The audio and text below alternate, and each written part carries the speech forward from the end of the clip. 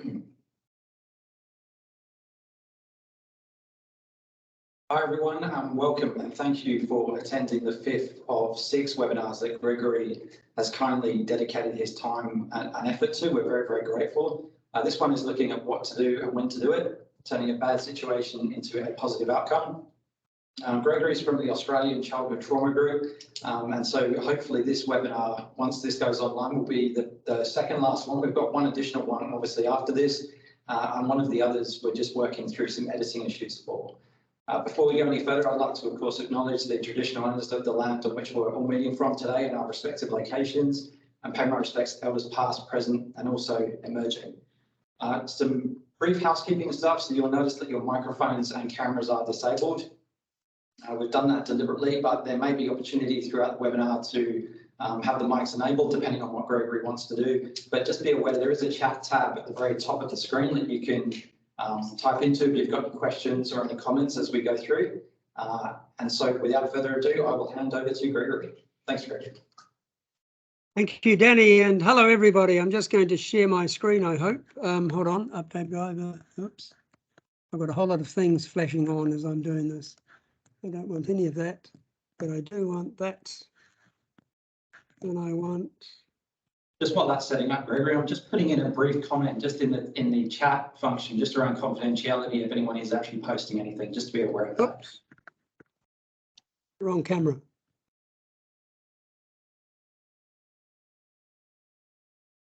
Just bear with me a moment while I fix the technology. You're getting my side view, which isn't my best view.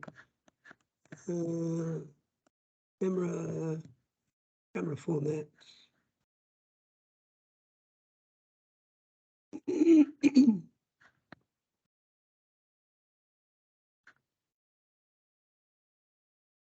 it working? It should be.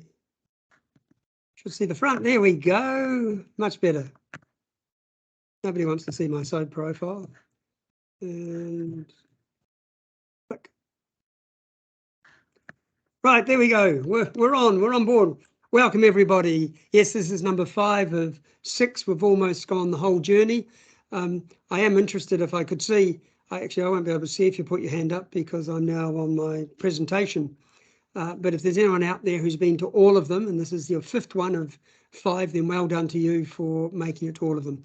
As Danny said, I'm Gregory Nicolai. I'm the founder of Australian Childhood Trauma Group. And as you'll see there, every child has the right to feel safe and to thrive.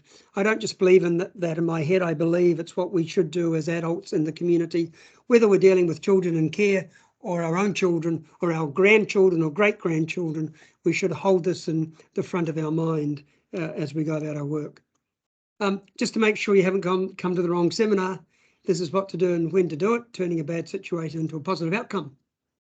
You see, my belief is that every situation we confront with children, particularly when they are behaving in ways that they're not meeting our expectations, excuse me, we have an opportunity, I say, to shift that experience into one where I, as a carer or adult in the child's life, can get a better situation for them, but also for that child, they can end up thinking differently about those circumstances. It'll make sense once we go through today. Just before we do, I do want to pay my respects to elders past and present and acknowledge the traditional owners of the land that I'm standing on, which is the Great Kulin Nation, Wurundjeri people. And if there are any Aboriginal or Torres Strait Islanders here today, I particularly would like to welcome you to this webinar. So, who remembers the journey so far? Just in case, does anybody remember what the very first seminar was? And of course, Danny will be rushing with his tech to suddenly put on everybody's microphone so you can speak. Did anyone remember the very first seminar and what the key takeaways were for that? And just say your name if you come on and give it a go. Does anybody remember?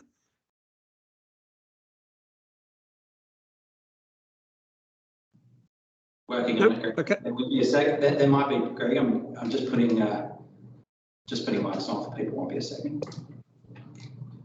And I've been to the gym, so this is anyone want to hazard a guess what's inside this drink? A rather unusual colour. It looks like it's from Harry Potter or something. Mics are on, Gregory, so anyone can now participate. Anybody? Does anybody recall what our very first seminar and what the sort of the takeaway was from that?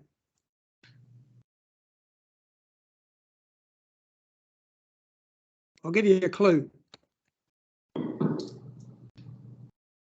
That was the first button, and one of the major takeaways. Exactly. Well done, everyone. Takeaway: behaviour is neither good or bad. It is merely communication, and some people have better skills and others at communicating clearly. And I'm always going to every seminar, I go over what are the takeaways for the one before, just so you can get your minds warmed up.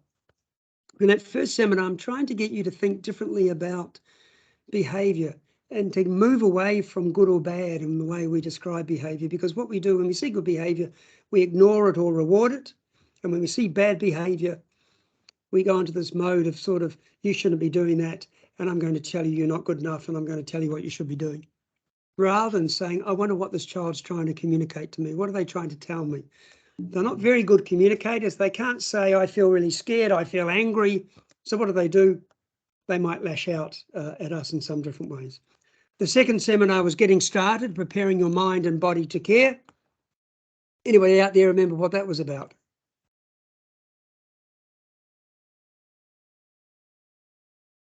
Waiting. Don't be shy. Nobody? It may turn out to be that you're all... Who's that? Sorry, Gregory, it's just Danny. I'm just saying I'm monitoring the chat as well. So if anyone would rather comment in there as opposed to speaking, that's an option as well. Yeah. I don't bite. I might be scary, but I don't bite. Well, in particular, we talked, the takeaway was about Didiri, the wonderful Didiri, which talks about the idea that before you do anything, breathe in order to stay present. Listen deeply, but not just to what's going on out there, but listen deeply to what's happening inside of you. In fact, listening inside yourself is perhaps more important than what's going on outside of there. Connect. So in other words, with that child you're with, even if they're saying, get out, piss off, you can't tell me what to do, you want to stay present and available without getting so overwhelmed that the child gets even scarier. And connect. You can't hurry the river. Change takes time. Change takes time. And today we're sort of going to talk about this in a little more detail. That was followed by joining together how relationships form for children who do not trust adults. And the takeaway was building relationships takes time, and therefore do not expect children who have been harmed to trust you quickly or at all. If you have the expectations that children have been harmed as soon as they come into your house, and you're thinking, well, I've opened up my heart and my house to these children, therefore they should trust me. Well, have another think about this, because logically for a child that doesn't make sense, because the very people who they were meant to trust, their parents, uncles, aunties, family members, may have been the very ones that hurt them, and that's why they find themselves in out of home care. The next one we did, environments for change, creating a healing environment free of shame. So we talked about this idea that Judy Atkinson brought together in her model about shame, is that very often at the core of people's experience of shame is that very thing, is that a child experiences shame, and how that shows itself in the world is through challenging behaviours, whether that's attacking others, whether that's withdrawing, harming self, avoiding things, heightened anxiety and so forth. And so what are we going to do today? Today is number 5. We're going to talk about what to do and when to do it, because we can do different things depending on the situation and depending on how long the child has not been meeting our expectations in any given situation. So I'm going to present some models to you. Now, these models are practice models, which means you can use them in your practice. And so we'll be talking about one model called Reflecting Solutions, a model for creating plans in the moment and on the moment. Now, that may not make sense at the moment. 3 moments. But you'll better understand it once we get into it. Quadrants of therapeutic interventions. There are kind of 4 places we can intervene. And depending how we read the energy in the room, will determine what happens next. We'll talk about credits in the vase. Now, I have spoken about credits in the vase before, but I want to talk about it in relation to changing children's behaviour when they're not behaving in ways that meet our expectations. And we'll also talk about interventions on the moment and the difference between interventions on the moment and in the moment. And finally, as part of interventions on the moment, and on the moment, it kind of generally is when something's happened and I'm reflecting on it an hour later or 2 days later or a week later, I'm starting to think about, well, what should I do to try and change that thing when that child's not meeting expectations? What can I do to ensure it doesn't keep happening? And to do that, we've got to create some plan and put it in place. So a big question for you. When a child isn't meeting expectations, what do you do? And I don't mean, it's not a question what you think you might do, but at the moment when your children are not meeting expectations, what you go to? Let's say a child comes in, says, get stuffed, throws their bag on the ground, stomps through the kitchen and lounge room and goes in the cookie jar without your permission. So I'm interested in all of you out there, what do you do? And just so we can have a little bit of a chat about this, I'm going to see if I can do this. Oh, no, don't go there yet. Go there. I'm just doing a little bit of fiddling. Oh, no, you don't want to see that. You want to see that. There we go. I've got to the big picture. Oh, I can see people now. So just momentarily, Danny, turn on all their microphones, and I'm going to point at people this time. Yeah, they're all on. They've all been enabled. They're all on? Oh, good. Yep. Okay. How about Adriana? Tell me this. What do you do when a child in your care, I'm assuming you're all carers, is not meeting expectation in the moment? Say they tell you to get stuffed, stomp out of the room or do something else. What you go to? Leave them alone for the time being. Leave them alone? Great. Just leave them alone. Let them go off and do their thing. And until when? What's the time being? How long is that? Well, I think it's mainly for both of us to calm down, not just for one. Oh, I like that. So for you to calm down too, so you can attend to things. Yeah, I like that. Michael, what about you? I think it says Michael, or it could say Michelle, because I can only see M-I-C-H-E-L. It's probably Michelle, actually, Michelle J. What are your thoughts? Hi, Gregory.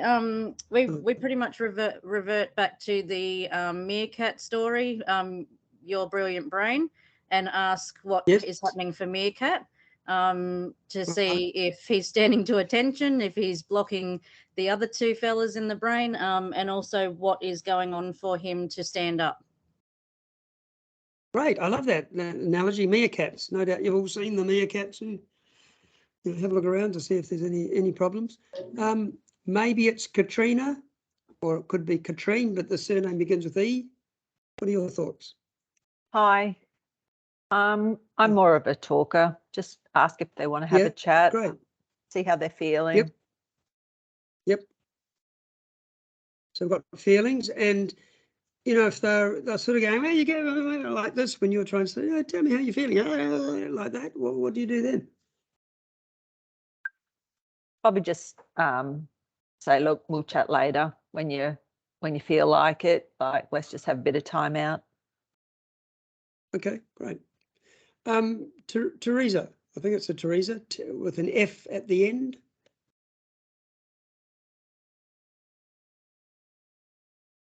Maybe not Teresa. Looks like a Teresa.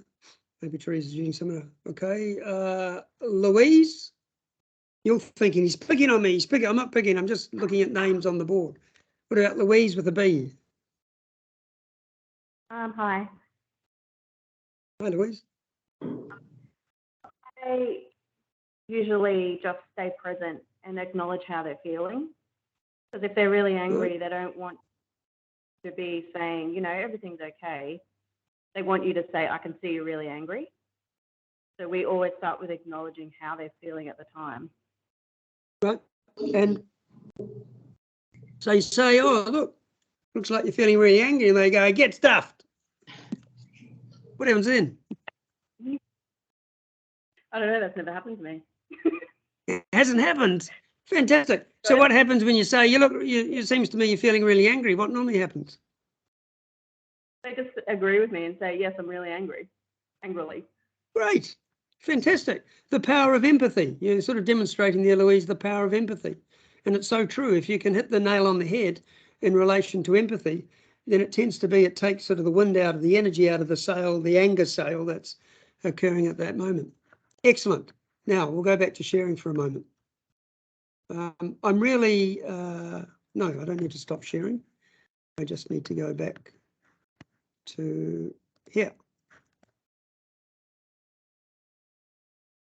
So it's absolutely fantastic, the things that I'm hearing, and it's so different. If I was doing this probably 20 years ago, people would be probably saying things like, I'm going to send them to the room, come out when you can calm down, that's not appropriate behaviour, you need to wake up to yourself, you know, all these kind of things. So it's great to see that there appears to have been a shift in the way that people are thinking about what's the best thing to do in the moment. So I want to introduce you to this concept called reflecting solutions.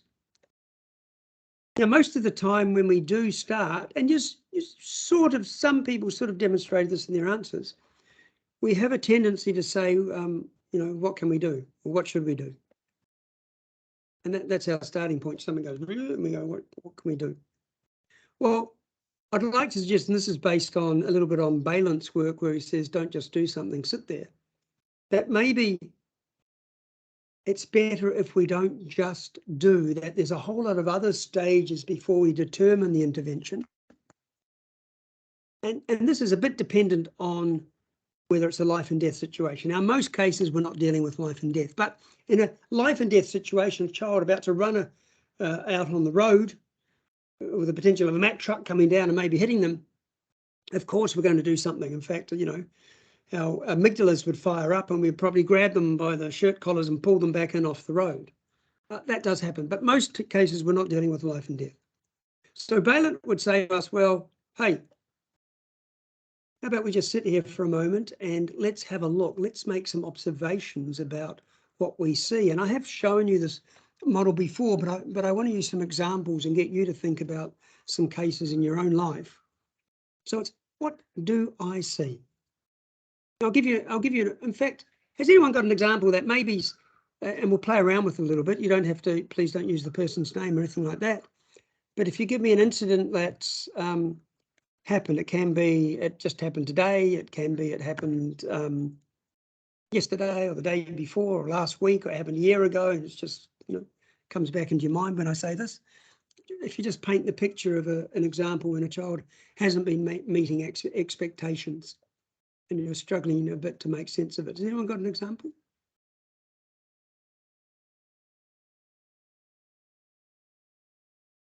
It's the pity I don't all have you in a room, because I had you. Hi, Gregory. It's Michelle. Michelle, wonderful. Yes. I've got an example of my own childhood. Can I use that? If you want, and I'm just wanting sort of what the behaviour or what it is that happened. Yes. So it was, you know, poor schoolwork. It was coming home and not wanting to have a shower or not wanting to do anything around the house. Yep. And then the behaviours started to escalate, where I'd back chat and I would, you know, cause a few conflicts in the home. Yep. Yep. And then it got to the physical, where I would rip a fly screen door off my parents' house. Yep. They seen the behaviour and they disciplined the behaviour, but what they didn't see was childhood abuse. Okay, don't go into the detail at the moment. We'll come to that, but it's a lovely example of what I'm hearing from you. Is it sort of escalated? It got bigger and bigger and bigger and bigger, and I really appreciate you using a personal example, because I think it'll illustrate it quite well. And if I can ask you, my hunch is that when the behaviour started, your parents may have said things that weren't terribly helpful at the time. Oh yeah, absolutely. Like look what you're doing to your family, look what you're doing to your brothers and sisters. They're copying your behaviour. So it was like I was the role model for the younger siblings. Yeah. So Michelle's painting not a wonderful story, but a great example of what we often do as adults when we see children not meeting expectations, is we name it as bad, and we look to, okay, we've got to discipline and or punish this child for doing what they do. Now, in this model, if we take Michelle again and she's just arrived home, what did you say the first thing was? What did you do? So I changed my ways in school and was having poor attendance, like not poor attendance, but poor. Oh, sorry, man, when you got home, the moment you got home, what was the first behaviour we saw? Oh, just back chat and not wanting to do Okay, things. back chatting. Yeah. Great. Yeah, you want to do it your way. So now in this model, what we'd be doing is rather than going to, what's you doing that for? We would say simply, what do I see? And what do we see? In Michelle's example, we see Michelle back chatting. Now, to be able, while a child is back chatting at you, to be able to just say, what do I see? I see Michelle in my mind. I see Michelle back chatting. I actually have to be inside myself. Now, the problem is very often, and we'll talk about energy a bit later, sorry. When children come in and they show this energy, and what Michelle was demonstrating to us is there was energy, back chat is, anger energy, it's building. It's very easy for us as adults to get caught in that because the energy comes out at us. And just like anybody, when something comes at us and it sort of startles us a little bit, we want to defend ourselves. And yet what we need to be able to do with these children, as we go back to Didiri, is we need to breathe. As Michelle was back chatting, we would like to learn to breathe.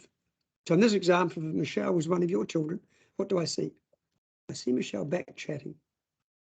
So now the idea is, at that moment, if I get my intervention correct, it won't escalate. But in Michelle's example, she told us that what happened is it escalated more and more and more and more because the adults at that time were missing the real message, that what Michelle was really communicating at that moment. So the next thing we want to ask is, what are they feeling? So rather than Michelle, using Michelle's example, I just want some others to have a go at, what do you think at that moment as Michelle was back chatting to her parents? What do you imagine she might have been feeling as she was back chatting? Anybody other than Michelle? Hi, Alana. Potentially that she wasn't being heard, or she wasn't being now we've got to turn that wasn't being heard isn't actually a feel. What's the feeling that goes with not being heard? Sad, neglected. Sad, yeah, well, sad's a feeling. It could be she's feeling sad, but if not being heard, she might have been feeling sad, but sometimes if you're not being heard, you might begin with, and we've got a bit of a clue because she told us where it ended up. So what's a sort of a low level, less intensive version of anger or rage? Begins with F. Frustration. Frustration. So maybe she's trying to tell, she's getting frustrated when something's bubbling in her. We know that. So maybe sadness, maybe frustration. Anything else? She might have been communicating or feeling, rather, not communicating, feeling at that moment.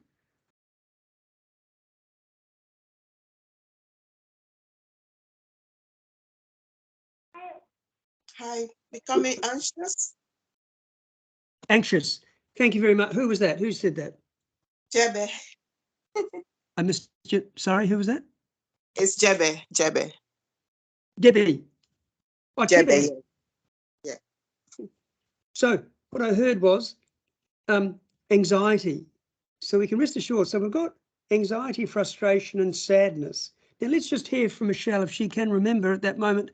How accurate do you think we're having a go at sort of asking what might have been the feeling sitting under that frustration? Sitting under those actions, which was to be sort of in your parents' face, being a bit antagonistic. What were you feeling?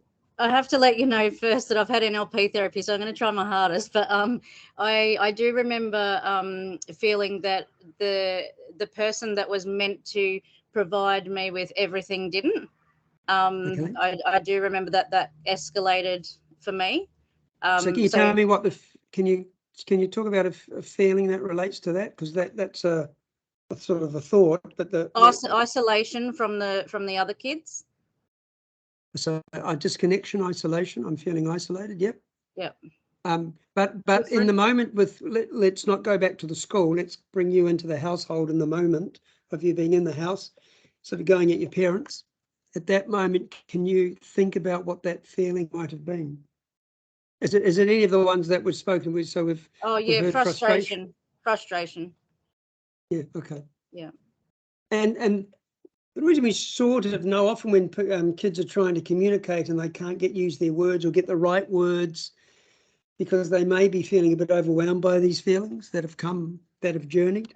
So the next thing we have is what's happened to them. Now, there are two things that are connected to this.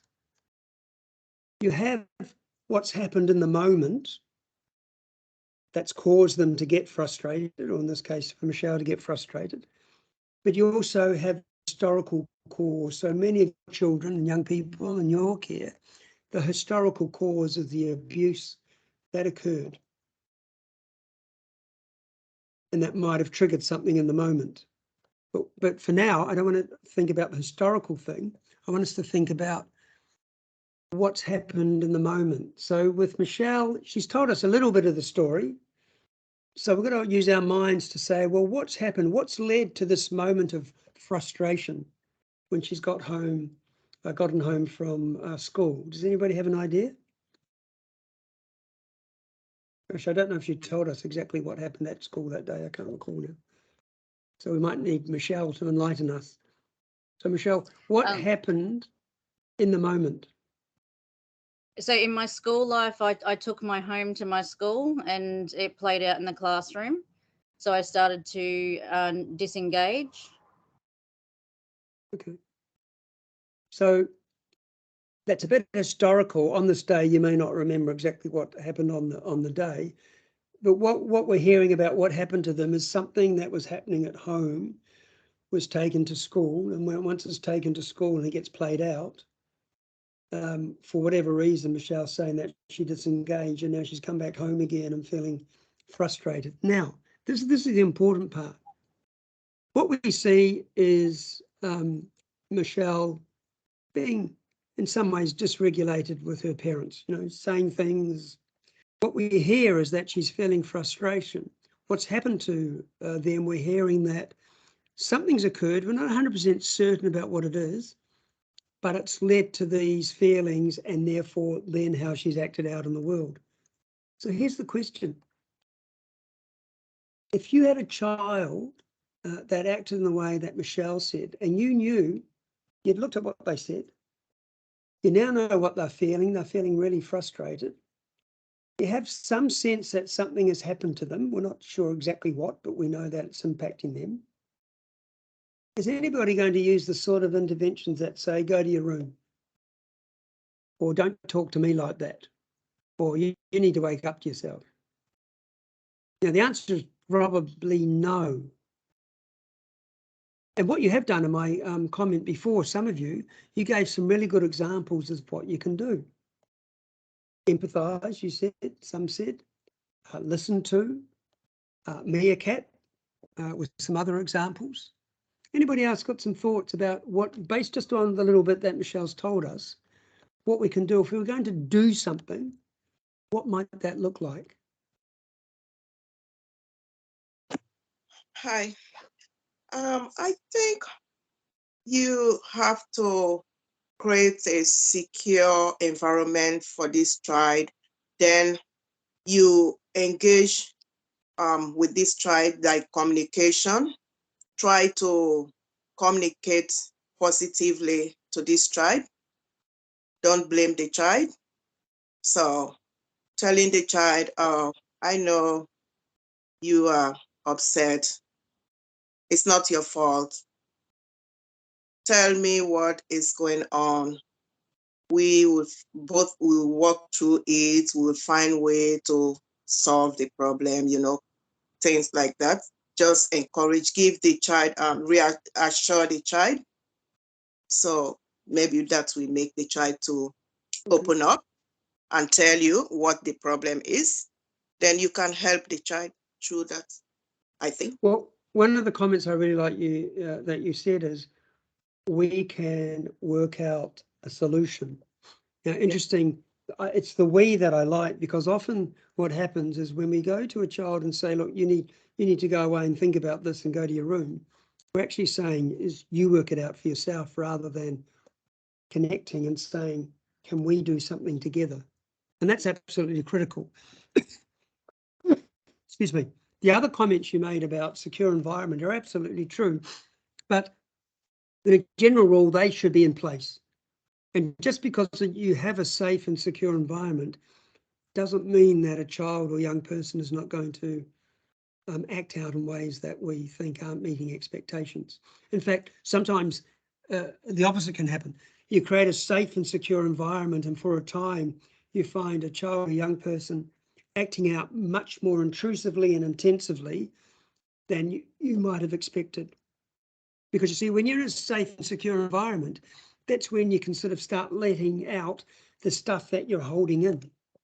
That doesn't feel very comfortable. So great, well done. Anyone else has some comments about what you might do? I do, Louise here. Yes, Louise. With regards to almost the exact same situation, I have one son who will come home, unpack his bag, and do everything quickly so that he can go play. And another one who's the total opposite, who does not want to look at his lunchbox. He doesn't want to do anything until he's just had some time. So I figured out that if I give them more choice and control around what they're doing, it helps them to not get frustrated and angry. And so we just have the rule that they have to do it before dinner, but they can choose when they want to do it. And it just calmed everything down, because the one who wants to do it straight away and the other one can just take some time to relax first, but they're still doing the same job and have the same expectation. Yeah, I love what you've created, but I want to go back a step and just take us through how you got there using this kind of model. So what was the thing that you saw? You saw your two sons come home, and what was it you saw? Just repeat what you saw. It was like, so for me, I would do my job straight away and I'd unpack my lunchbox and I'd get on with it. No, that's not the question. Hold on. That's not the question I'm asking. And it's really interesting because it's a very hard thing for us to do. I'm just asking you what you saw. Nothing about feelings or anything else. Like if I was sitting here saying, what can I see? Well, I can look at myself in this vision and I can see some pillows, I can see a couch, I can see this, I can see it. I'm not talking about feelings or my thoughts about those things. I'm just detailing. So your children came home. What did you see? I get you. The one who didn't want to do it was slamming his door, stamping his feet, yelling, I hate this. Okay. Yeah. Okay, stay with that a bit. So that's what you saw. What do you think he was feeling at the time? I think he was feeling like he had no control. He'd been at school all day. Feeling like you have no, just work on that a bit. It's not quite a feeling, because feelings are things like sadness, disappointment, frustration, anger, resentment. And so what do you think the feeling was? If he thought he didn't have control, what's the feeling that goes with that? Frustration. Okay, so another one, frustration. See, we're learning sometimes frustration is one of the big ones. Great. So he was feeling frustrated. What's happened to them that might create this frustration, do you think? I think it stemmed from having to listen all day to instructions at school and not having any choices at school, and then coming home and being told to do more things. It's like school keeps going, it never ends. Fantastic, well done. And then we get to the what can we do, and so how did you come up with the solution? Well, one day I just left him alone and realised that he came to do it later without me asking. So then I said to him, it looks like you need a little bit of time when we first get home to relax. So how about we make it that you just have to get me your lunchbox before dinner time? And then he never got angry about it again. That's just fantastic. Well done. And in some sense, the reason you were able to arrive at that solution was because your powers of observation. In a sense, this is what I'm saying, that before we do anything, because we tend to have this need to do, to say, to intervene, that there's a great power in observing a situation before we simply jump in there. Now, connected to this are these what we call quadrant of therapeutic interventions. This can sometimes be hard to do, particularly if we tend to be sort of reactive type. Again, the feeling that if we use the example of just before, you know, my child comes in, doesn't put their bag away, and we think, I need to get on top of that. I need to tell them they should be doing that. I'm going to keep telling them every day. I'm going to remind them. It might get in the way of actually finding a solution with that child. And you see there the second line, I say more thinking mind or reptilian brain. And what, of course, the answer is it's more thinking mind and less reptilian brain when you come to deal with these things. So what we want to do is firstly is to find and understand what's the energy in the room. Now, what do you think I mean by the energy in the room? Anybody?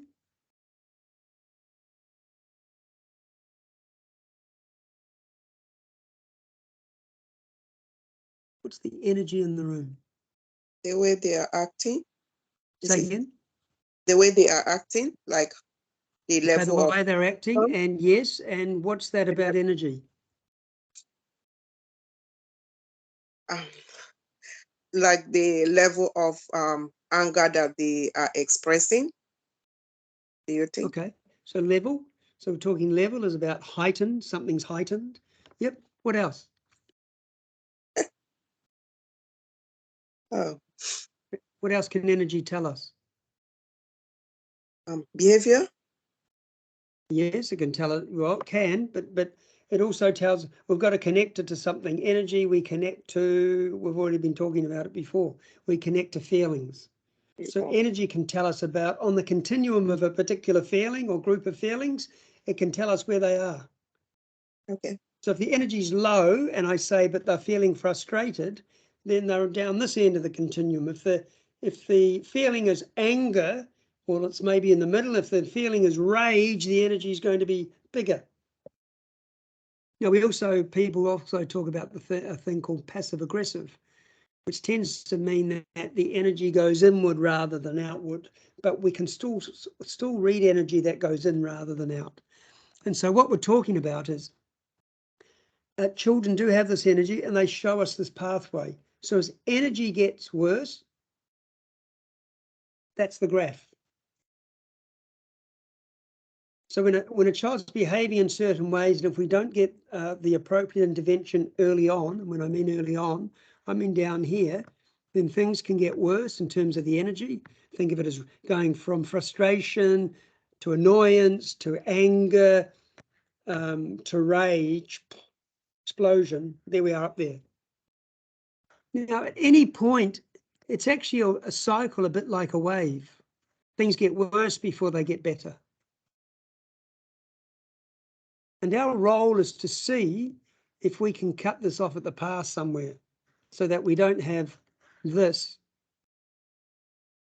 Now, one of the ways we can do that, I'm going to talk a bit about TCPs, this is therapeutic change plans, a little bit later. But one of the ways we can do this is being proactive. Now, if you want to be proactive with a child or young person, what do you think you might need to know or understand?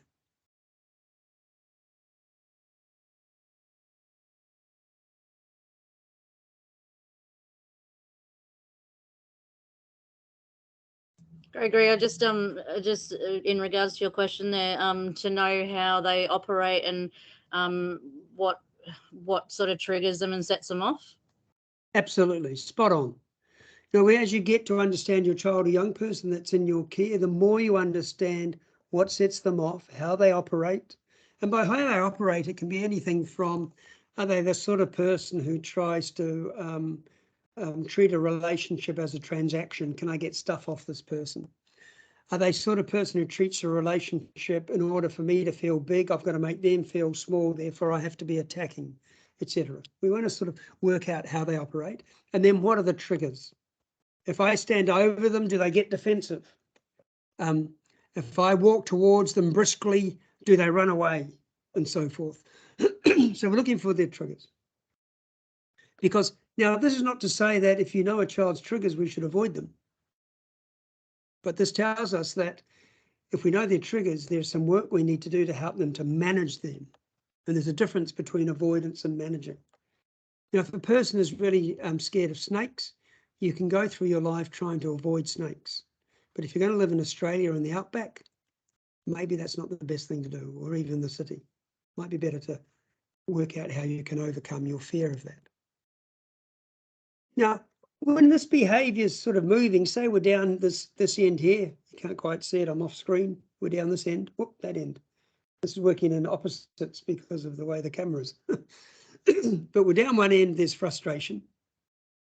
And we noticed the child's behaviour, and when I think it was Michelle gave us her example of coming home from school and what happened, we could see the energy was getting bigger and bigger and bigger until she, I think she said she bashed the fly wire screen. Now, if we're in our thinking minds at this point, what we want to do is there something we can do as the child is getting behaviour, is getting more intense? Is there something we can do to dissipate that energy, to diffuse it? Now, who wants to hazard a guess at what might be a good strategy intervention where we can diffuse behaviour? Find a way to distract them. Say again? To distract them. To distract, yes, that's part of it. But what would you do? How do you distract a child who's sort of getting frustrated and starting to get a little more angry and so forth? How would you distract them in order to diffuse that? Well, if you know some practical examples. If you know something that the child love doing, like if this child like music or like other activities, maybe you bring those things closer. Yeah, you could turn on some music, see if their favorite song, and see if that helps them. Yep. What else could we do? Maybe you ask them, you take them for a walk to the park. Yep. Could go for a walk. Hey, let's go for a walk. Yep. And these things will only work if what? And I want you to go back to thinking mind, reptilian brain. Does anybody, this strategy will only work if something in particular is happening. Anybody know what that is? It's Connie here. If they're in their thinking brain, if they're starting, if only if they're in their thinking brain. So if they're escalating and they're going to their flip out brain or explosion time, or you're not going to get to them until they're back in chilled mode. Cool, like you can't do it when they're cooling down. You have to wait for them. Pretty much right. Just think of this is thinking mind, or I think you said chilled brain, thinking mind. This is flipped out. So this here would be right at the top of this this wave here, right at the top. Boom. At this place here, where they're just starting to escalate further, we are kind of in that place. So we're not fully in thinking mind, and we're not quite fully in thinking reptilian brain. But we're enough of thinking mind maybe to be able to get them back in, and that's the clue. What we're trying to do, if we intervene early, what we're trying to do is to stop that happening. What we want to do is see if we can go back to there. And so we use diffusion. I call it the blue tongue lizard intervention. And whatever your blue tongue lizard is, it might literally be a blue tongue lizard. That is, you look at them and sort of look over their shoulder and out a window and go, is that a blue tongue lizard? And you then walk right past them and go outside and see if you can find that blue tongue lizard. And then you can do a walk around the garden looking for the blue tongue lizard. So there's literally the blue tongue lizard, or I use it metaphorically, the blue tongue lizard intervention, that you find someone, whether that's music or, hey, let's go for a walk, whatever it happens to be. That just helps the child at that moment go from here to there rather than to there. and I'm sure you've done it before. If you get it wrong, as an example, if you say you need to stop doing that, what you will see is a further escalation. So what we're trying to do is to avoid being in this territory here, because it's very hard for everybody once you go there. And this phase I refer to as management. So this is the place where you have to say, well, what needs to happen? How are we going to keep people safe? Do I need help from other people? Am I so overwhelmed as the carer or adult in the child's life that I can't do this at the moment? I need to bring somebody else in. One of the things we need to try and avoid when you're in that overwhelmed state is leaving the child and walking away. Now, it sounds good, but if the child is agitated and you leave, then they're left alone in that state, and that's not necessarily a good thing. Now, in some circumstances, there may be nobody else can help you with it, and you think, if I don't get out of here, I'm going to do something I regret. In that case, what could you say to a child if you really have to sort of move away? What's something you could say to a child that might still help them?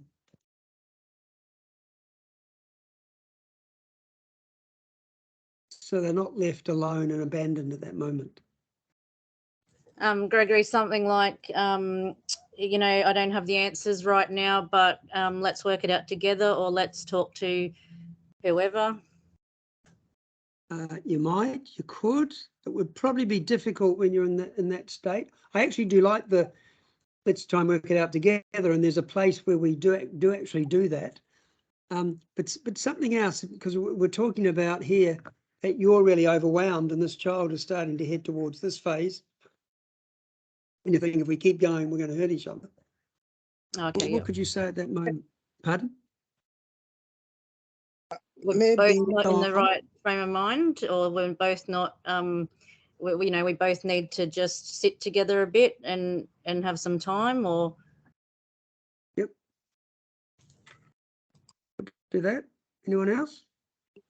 Yeah, if I have one of the parents' number, I can tell the child that, oh, let me call mom so you can talk to mom, have a chat with mom. Or I guarantee you won't be able to call their mum if you're flipping out and they're flipped out. You won't be going, I'm going to call your mum, okay, because it's not going to work. We're talking about flipped out is absolute reptilian brain. This is just, gone. There's no thinking. There's not a lot of thinking going on. One of the best things you can do is not about words or talking to the child. One of the best things to do, and even this requires a lot of energy, is walk a few steps and just take some biggest deep breaths you can possibly take. And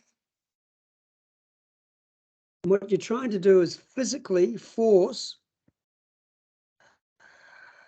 that to happen. Enough for you then to go, give me 10 seconds, okay? Just give me 10 seconds. And count to 10 as you breathe. And then come back and say, hey, I really appreciate the fact that you gave me those 10 seconds. I'm back here now and I'm ready. Does that make sense? Now, if you need 20 seconds, but what you don't want to do is to say, oh, I'm sick of this and walking out, because the child's going to feel like you can't deal with me. If you just say, I need 10 seconds, that's all. And there's an exercise, 1, 200, 300, 400 to 10 seconds, go back in. And the chances are you've probably found the child themselves has done a bit of this at that time. It's important you get back in that 10 seconds though, because otherwise they think you're a liar. Now, ultimately, if you manage to get through here, by the way, no one can sustain this energy that goes off. No child, the trajectory can never just be like that, goes on and on forever, because you actually run out of energy. So this is the trajectory. At some point, the child's going to come back to rest. If you flip your lid, there's some point where you go, oh, I'm exhausted. Oh. And this is the time that we won't have an opportunity to see if together, and I'm sorry, I forgot who said this about, made the comment about, you know, how can we work this out together? I can't underemphasize this notion of working something out together, connected. Because very often we say to children, well, what are you going to do about it? Or we tell them what's going to happen. And it's far better as part of restoration, making the connection again.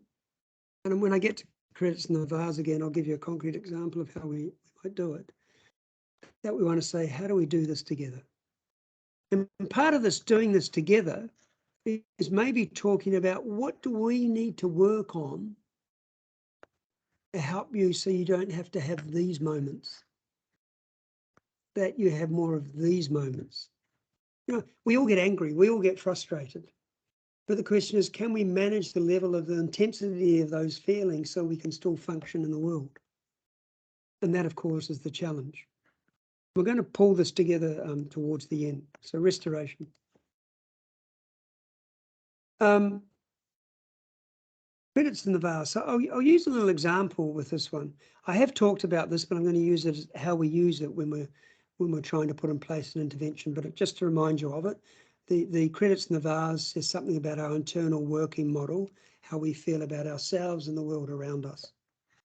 And as we grow up, we get credits in our vase. You know, people do things and say things about us that make us feel okay as a person, feel like we're valued. You know, well done for helping out your sister. Thanks a lot for helping me mow the lawns today, Tommy. Blah, it goes on. And we build these credits.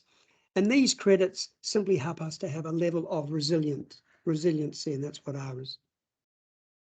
The children who have experienced sexual, physical, emotional abuse and neglect, they tend to create a wall around themselves to try and keep people away. Think of it as barbed wire. And you may see it in terms of their behaviour. They're trying to push you away. Someone comes up to a kid and says, hey kid, you're an idiot over this side. It tends to bounce off because of resilience, because they have enough in their vase to say, actually, I'm a good person. Now, you can lose credits in your vase because maybe your pet, your cat dies at some point. If you're really sad, you might lose some credits. But because you're always having credits put back in, it's not really an issue, generally speaking. It's when our credits become depleted completely that it becomes an issue.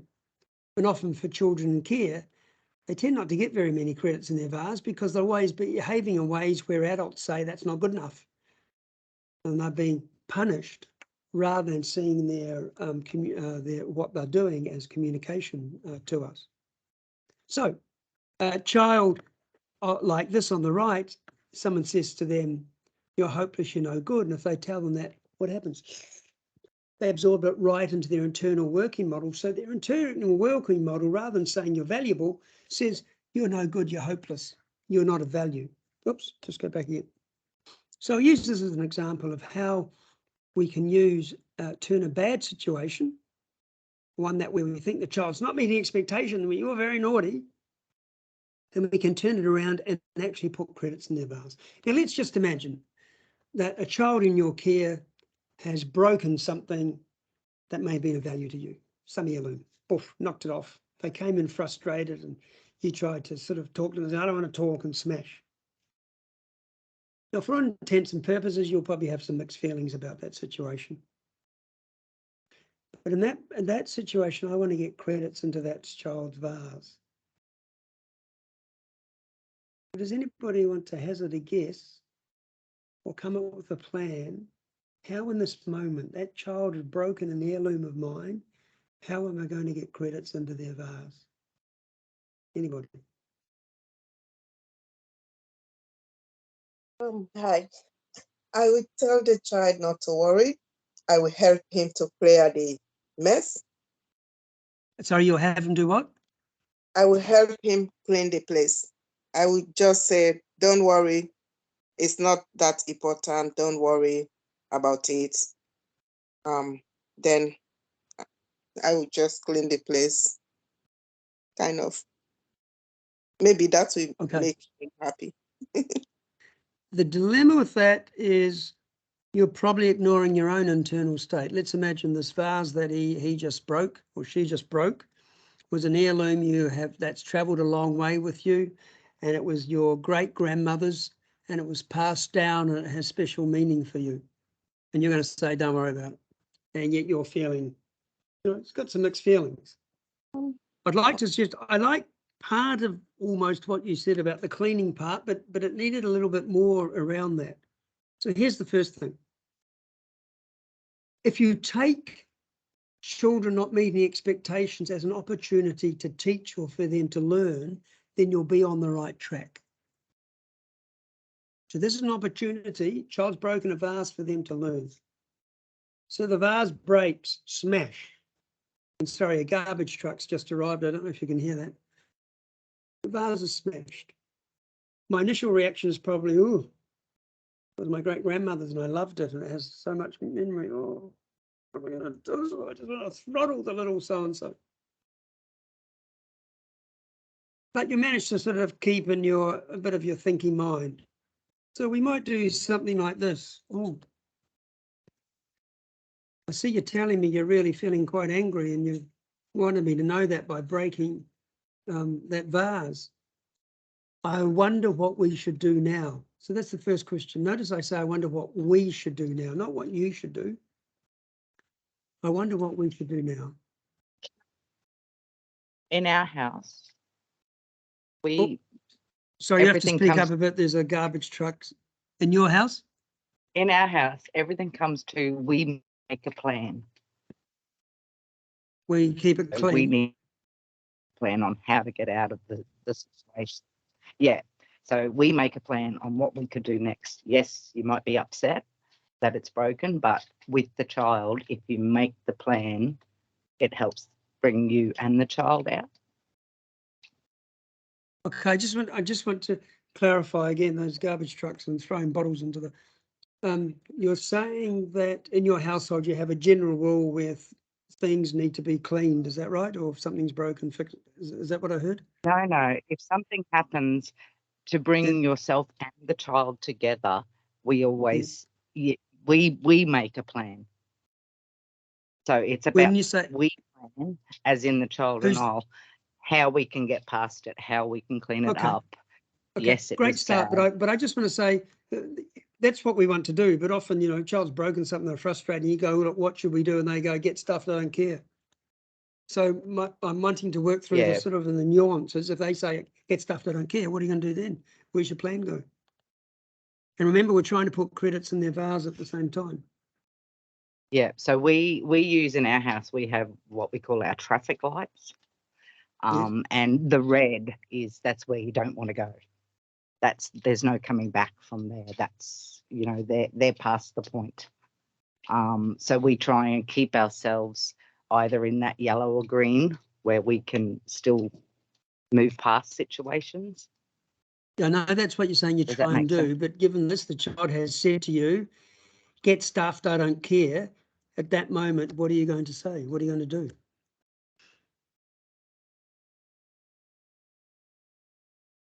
Well, I suppose you can respect that that's how they feel. So you're going to say, I respect how you feel? Then you've got to... Well, you can say, I respect that's how you feel, but then you can let them in on how you feel. Yes, and they say, I don't care. Then they need to sit and chat with you some more. Yeah.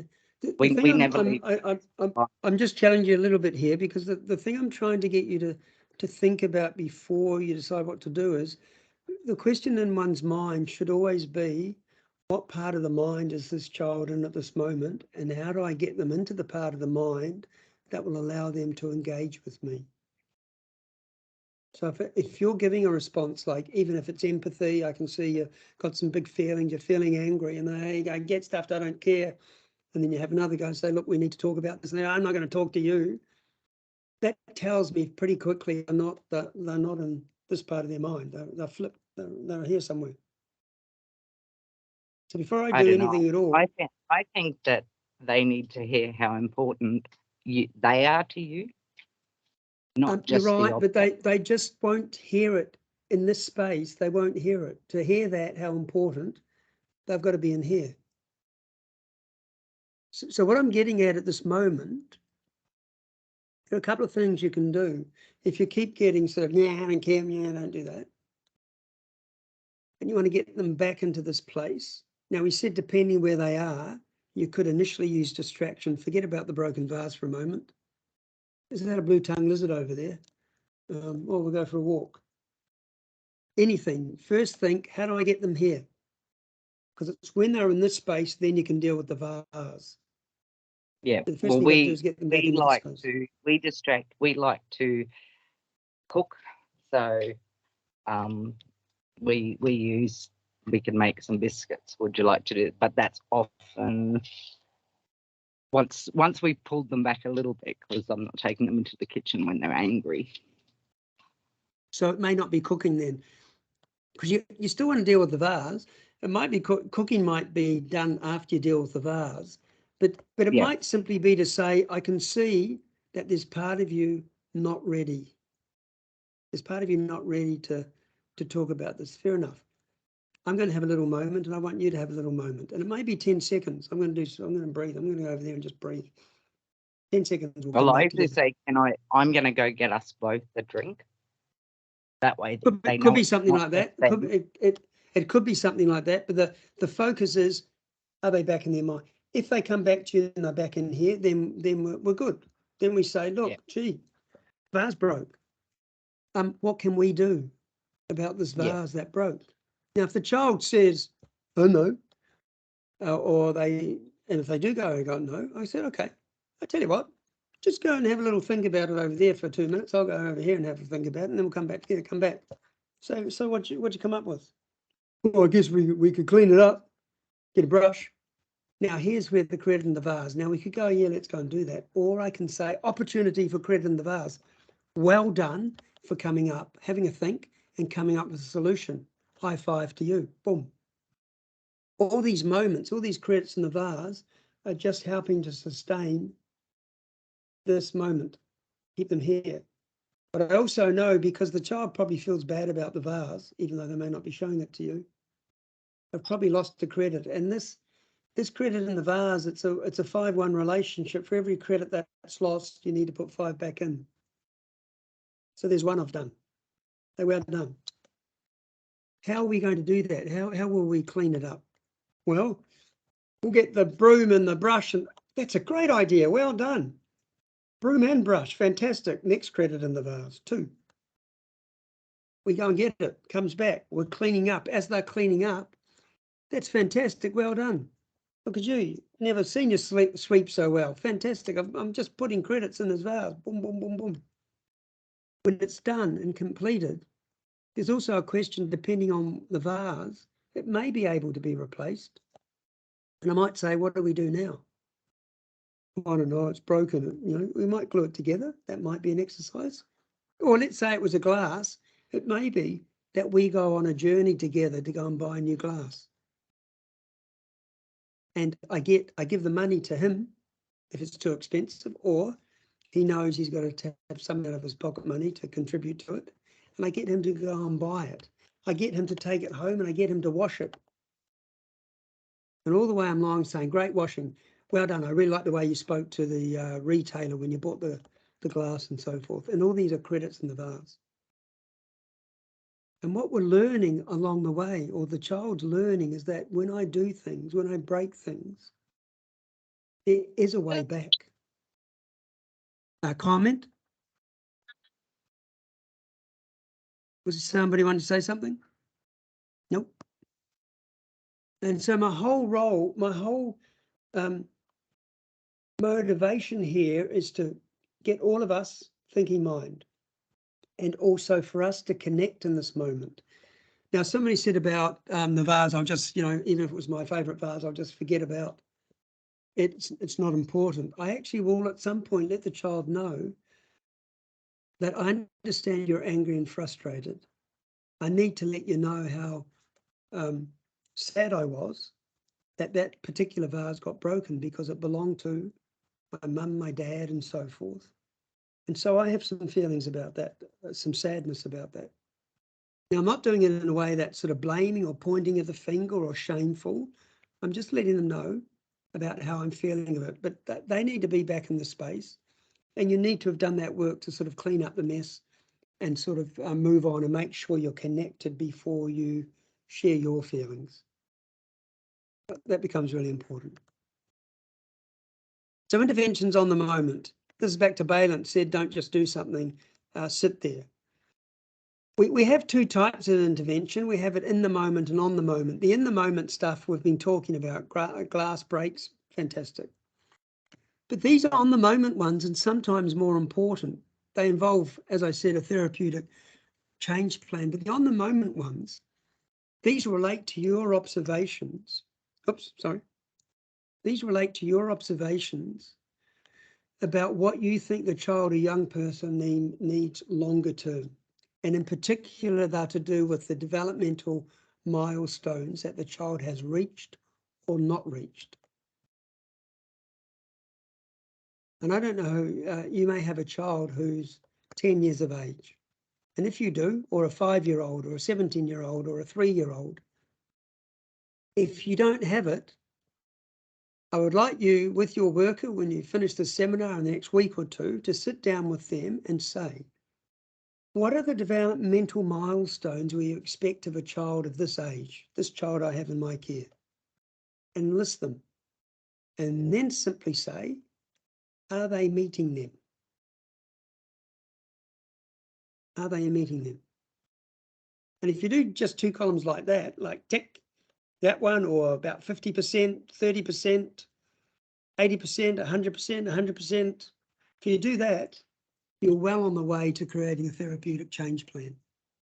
I've said it all along the way that it's not good enough. Love and simply providing a house and some food is not going to be enough to help these children sort of catch up with where their peers are who have not had the experiences I've had. And it's critically important we develop a plan. And it can be as simple as that. Developmental milestones, I expect. If you're not sure what the developmental milestones of the child in your care, Google them. Say, what should a 10-year-old be able to do? And they'll, somewhere there you get a list. Hopefully your caseworkers, social workers and so forth should know the stuff.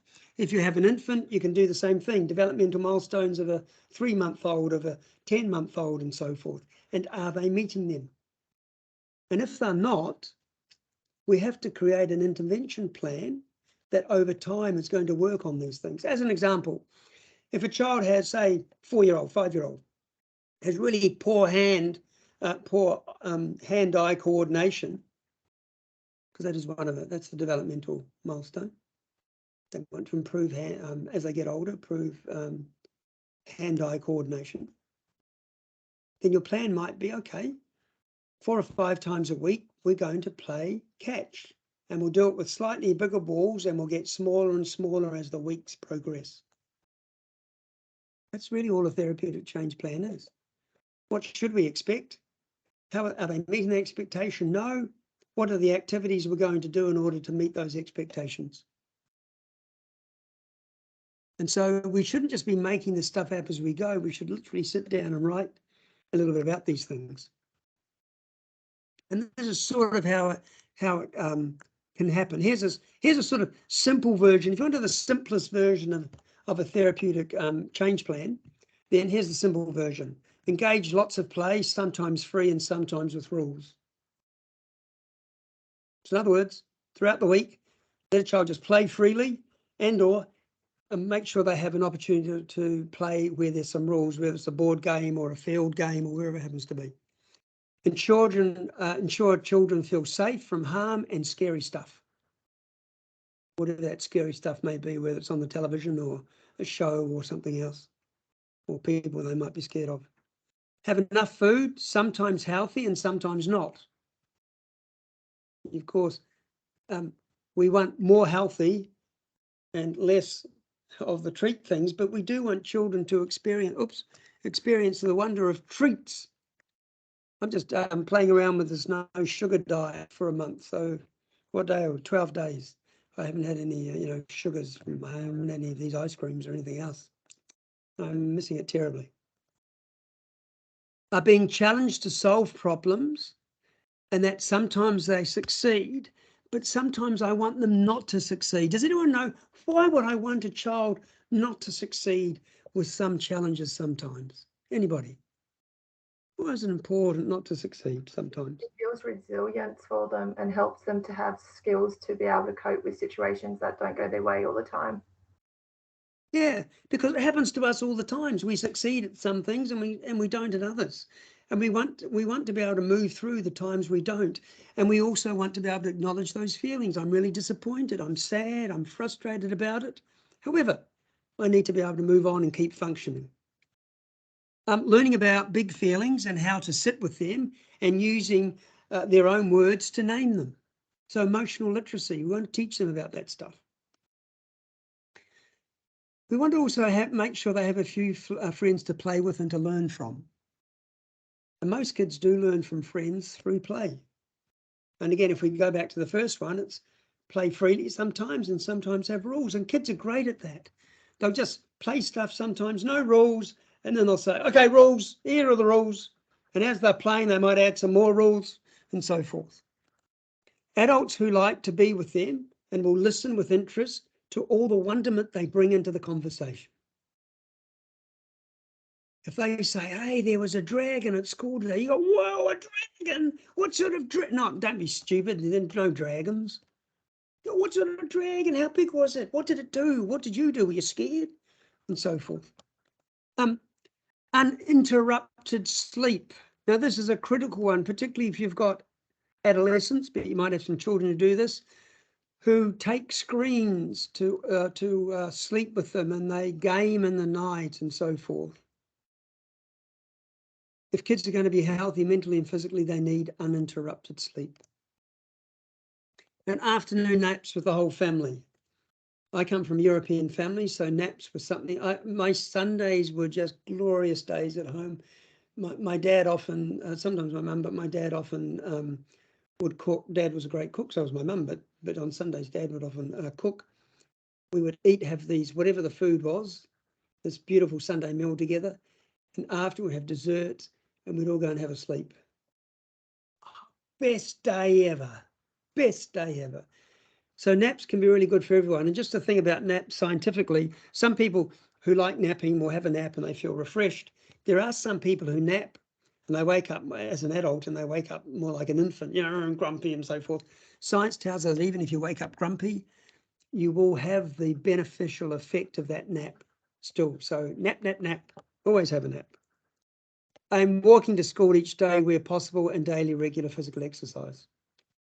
We've got into, I never once I lived in Dunedin, New Zealand, so from the age of 5 to the age of, when did I leave school? How old was I? 17. So for 12 years, I walked to school.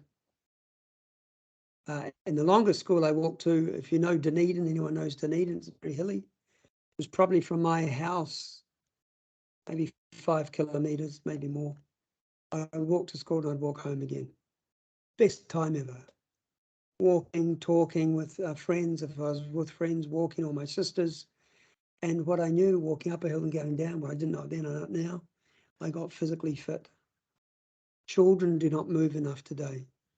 And if you want children to move, then you as adults have to move also. So if you have the opportunity, rather than the convenience of getting into a car and driving to school, walk and walk home. It might be the only exercise some of the kids get. So that's the simple version, but there's also a more complex version. The more complex version is when we're sort of trying to work on specific developmental milestones. So that simple version is, that's what you should be doing, generally speaking. If you want to create a healthy kid, do all that stuff in the simple version. The complex version is, what do you want to change? What do you think is really necessary? What are the big ticket items in the child's developmental milestones that they don't seem to be accomplishing according to the developmental milestones when you put them against their particular age? There you go. What developmental milestones do you want to strengthen? What activities would strengthen these developmental milestones? So again, we are talking about simply listing the age of the child, what you expect.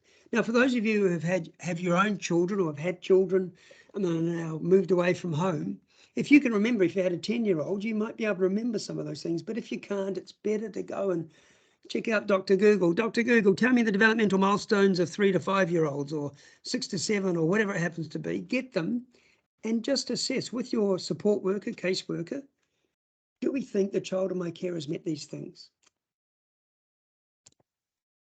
And if they haven't, what are the activities we can do on a regular basis that are going to help strengthen these developmental milestones? And how often do I have to engage in these activities? So if I'm trying to teach hand-eye coordination, I might want to do it 5 or 6 times a week for at least 15 minutes. And over time, it might take a month or 2 months. I should see some improvement. And how would I know if the interventions are working? Well, simple. If before I did the intervention, if that developmental milestone I was saying, well, I think they've got it about 50% of the time, and I put my intervention in place, and I go, well, how are they doing now? I think I got it about 65, 70% of the time. Intervention is working. Keep doing it. If I go, gee, they're going backwards, maybe you got the wrong intervention. Maybe you need to sit down with the support worker and say, I don't think we've quite got it. We might need to work a bit more on this thing. So, before we do that, I'm just going to take you to a document, because I just want to show you some examples of, I think I have to escape from there and go to this document. So, one of these things you can do when working on this is you can sort of do this backwards, is try and work out, because you have to create some activities that are going to help you work on these developmental milestones, is do a brainstorm of what the child likes to do and what they're good at. You know, playing cards, cooking, shopping, crafts, walking with friends, outdoor stuff, playing basketball, counting, whatever it happens to be, depending on their age. You just get a big list. This is what they're good at. You might want to get about 8, 9, 10 things, because these are going to be our leverage points when we work on those developmental milestones. Next thing is, what do I see? So this is me trying to make observations. We'll get rid of that. It's me trying to make observations of the things that I think we need to work on. And that could be things like I get anxious when I can't tie up my shoes, when I feel intense emotions, I break things, I cut myself, I feel overwhelmed, I lie when I'm caught out no matter what, I hit people when I don't get what I want. So there's some sort of behavioural ones at people. But the other things I might see is I drop the ball all the time. I trip up when I'm trying to run fast, whatever it happens to be. So the next thing I might do is I'm not going to go to the feeling stuff. I'm going to go down further because I'm worried about time. So I've got, what do I do? What do I see? What is the cause? We've done that and that early on with the let's make observations. Keep going down, down, down, down, down, down, down, down, down, down. So here an example of some developmental milestone themes: trust, safety, power and control, touch, survival, self-esteem, relationship building, adults will hang there, belonging, catching balls, running, sleeping, being able to feed myself, being able to hold a knife and fork, all those things, all part of developmental milestones. So what I want to do is go past that, past that, past that, past that. I might give you this so you can read through it if you want to. This is what I wanted to see. So what we're doing is saying, what do I see? What do I think it means? What's the cause? What's the developmental theme of this thing? And what are the activities that I'm going to do? 3 times a week, play games that involve tying things with a rope or wool, such as finger knitting. Take 4 walks a week with a friend outdoors. After 4 weeks, invite a friend to bring another person, etc. So these are all based on the observations that you make in your daily activities and experiences with the child. Oops, go back. So I don't have time for questions, but practice summary. Before we act, watch. Read the energy of the room. What's happening for this child and how far up that graph are they? Are they really at that management phase? Are they in a place where they might just be inside? Their thinking mind is starting to flip, but they're not completely there. Therefore, there's something I can do to the blue tongue lizard intervention. Even in challenging moments, look to pop a credit in that vase. So a child, you could say to a child, I see you've got some big feelings. I'm really proud of you that you're letting me know that you have those big feelings, even if they're breaking something. We can work on, let's find a different way to tell me, but you are telling me. That's fantastic. Develop interventions on the moment. So these are the ones that say, well, what do I do now? Maybe I say, what should we do together in order to get through this? Work with your case or support worker to develop a therapeutic change plan, TCPs, which we just spoken about.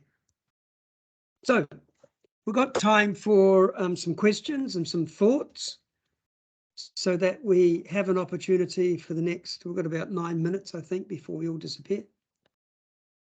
I'm also very happy, as I've said in the past, if you want to reach out, there's my email there, and you can ask specific questions if you don't want to watch those, ask those online.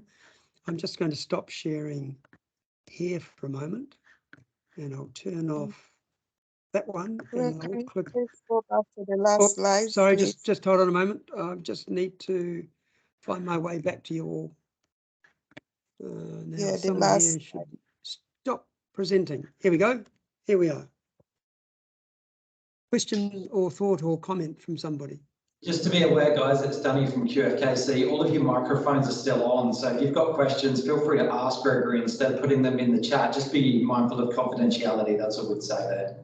Gregory, I've just got a quick question before we go. Is it possible to get a copy of that TCP plan sent out so that I can then look to try and get that out to everyone that's been part of this webinar? I'll send that to you, Danny, no problem. Thanks. Cheers. Thoughts, comments, challenges?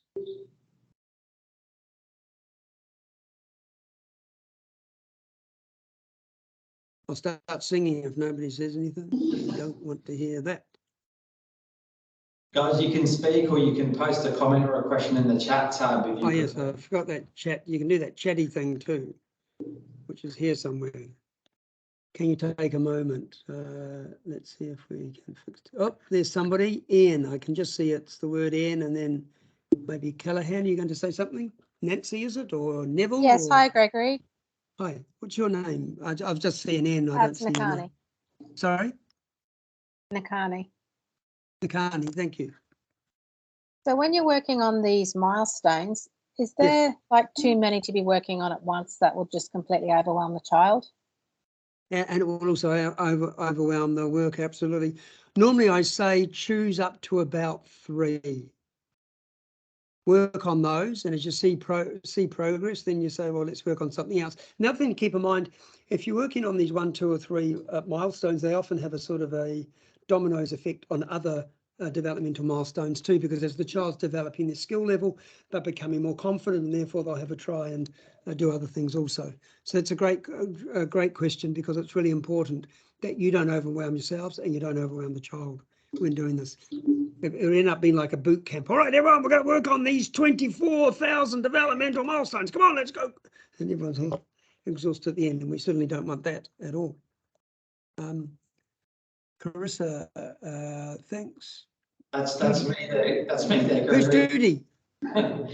Who's Duty? Thanks, Dudu. We'll get a copy. That's just me. Oh, that's you. Yeah, that's me. That's me. Okay, sorry, you said Dudu, that's the person's name. I was thinking you were calling yourself Dudu. Yeah, that's Can right. you please send us Signed it as her, so. I'll stop looking at the cat. You'll tell me. Anyone else have a question or a thought? Can I just ask a question? Yes, Connie.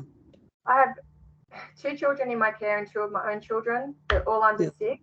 I struggle with all of them. We'll have one child who needs time to, you know, they're obviously going into flip out.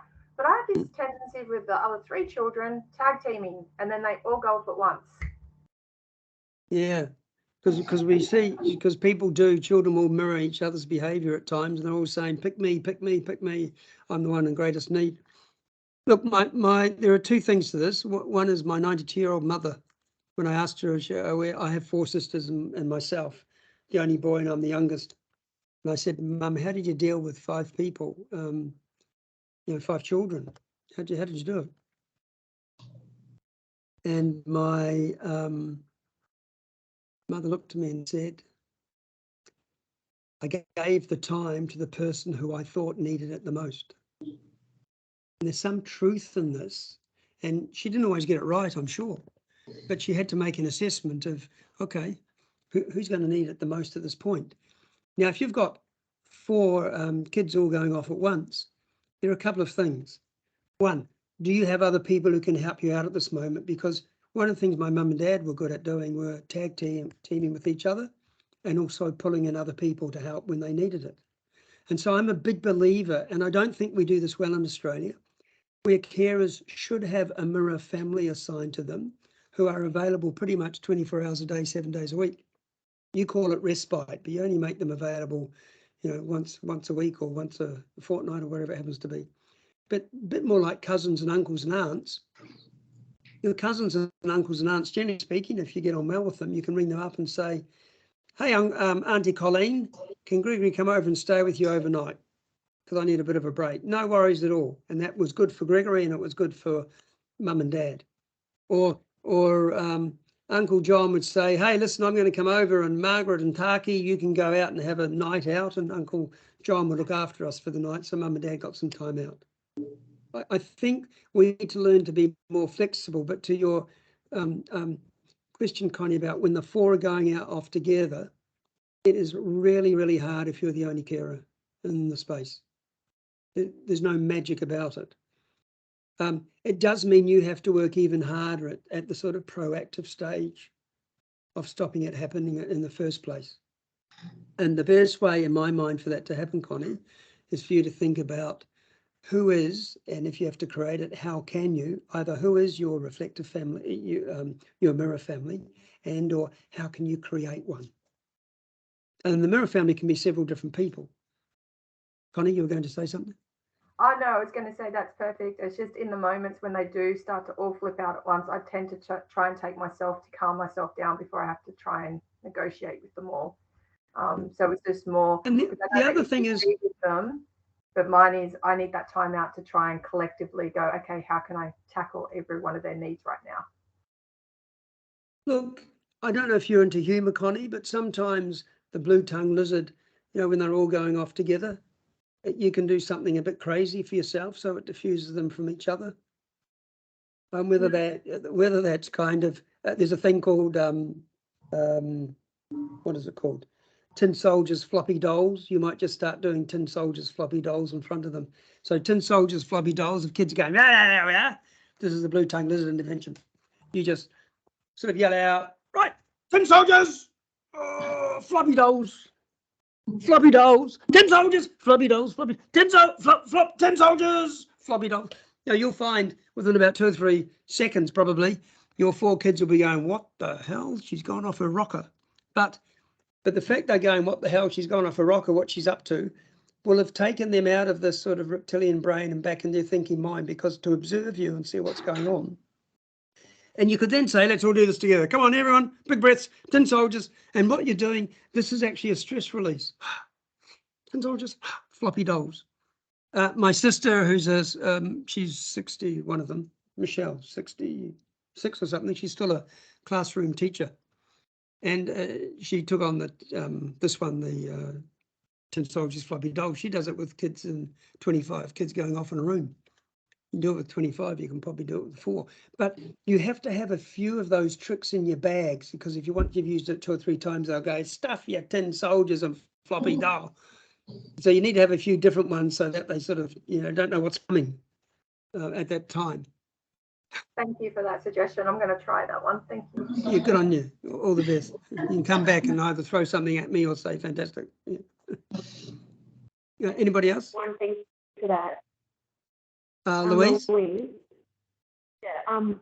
We have 5 kids under 7, and whenever they are all like being loud or fighting or someone's crying, my husband just randomly bursts into song. And he does what? Sorry, what he's going to sing. He just randomly bursts into song. Oh, song, great one. He always sings. Yeah. So, I am a lumberjack and I am okay. I put on wool. Those kind of songs. It works. It's really funny. Yeah, it's a blue tongue lizard intervention. Yeah, it's spot on. It's wonderful. Love it. And it always helps if you've got a bit of a personality that will allow you to do it. If you don't, some of those things can go badly if you sort of don't, you sort of go, oh, I'm a lumberjack, and one of the, although it can sometimes work, of course. I often use my wife's nickname for me as Mr. Bean, because I have a tendency to nobody share that with anyone else publicly, even though I've just done it. It's on video now. And so I'll use a Mr. Bean character sometimes to get people back on track again. It can always work. Listen, we've run out of time. I want to thank you all for coming to 5. Next time we meet, number 6, it's the great finale, because I'm going to introduce you to, just get rid of that. I've got things coming in left, right and centre. I'm actually going to introduce you to one word called rhythm, and it's the rhythm method. And for those of you out there who might be followers of Catholicism, you might be getting confused. It's not that rhythm method, it's another rhythm method. But the word rhythm is going to be implanted in your brain because it's going to tell you exactly what you need to do in the care of children. It's a framework, it's a package that says, here's the stuff you need to do. And if you do this well, these children are going to get what they need and will meet your expectations, but it will also start to look like their peers who haven't had those experiences. In other words, the same developmental milestones will be achieved. So thank you. Thanks to QFKC, which almost sounds like KFC, doesn't it? We don't want to do that. Thank you, Gregory. A great webinar once again. And just for everyone that's still linked in, we'll get this one online shortly. And obviously they're running sequentially. So we're still trying to get, I think it's the 3rd one, finalised. And once we've done that, we've obviously got one more and then we'll have all 6 together on the website. Okay. Thanks, everyone. Bye, everyone. Thanks for your participation.